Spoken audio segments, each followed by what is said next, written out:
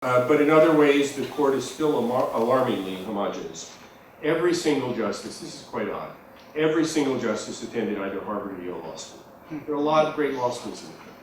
Those are good law schools. There are other good law schools. And part of what I want to draw out in talking about how the court is different from previous courts is to have us ask the question of what do we want from our justices?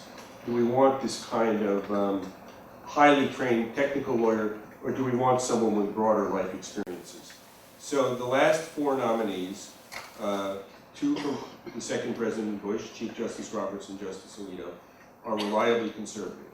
The two Obama appointees, Justices Sotomayor and Kagan, are reliably liberal.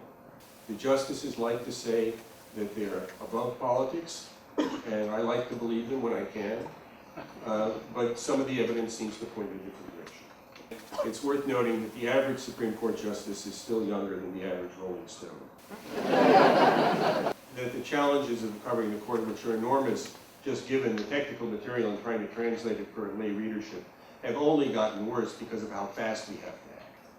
So I don't think we should be amending the Constitution lightly, and I wouldn't know how to write an amendment overturning Citizens United. And I think also there are lots of legitimate ways to criticize Citizens United, but it's been blamed for a lot of things it can't be blamed for.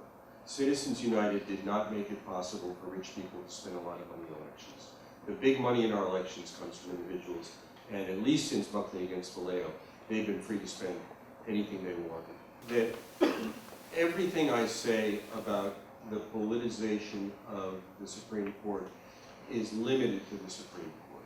The Supreme Court's in a special place where it gets to make up, it gets to identify, it gets to interpret the Constitution. I see the court chipping away at the death penalty. I don't see it throwing out the death penalty, which is contemplated in the Constitution. I don't say this lightly, but it's a little bit of a distraction from very deep fundamental structural problems of the criminal justice system. Similarly, and it's amazing I should say this, but the Supreme Court issues 70 decisions a year. 60 of them are trivial. And yet we have a press corps of 25 dedicated people who writes about essentially nothing but the Supreme Court, while there's a lot of law being made in state Supreme Courts and federal appeals courts. And legal journalism at those levels has been hollowed out. And yet we devote all of our attention to the Supreme Court. So maybe there's some kind of analogy to the overemphasis on the death penalty, the overemphasis on the United States Supreme Court.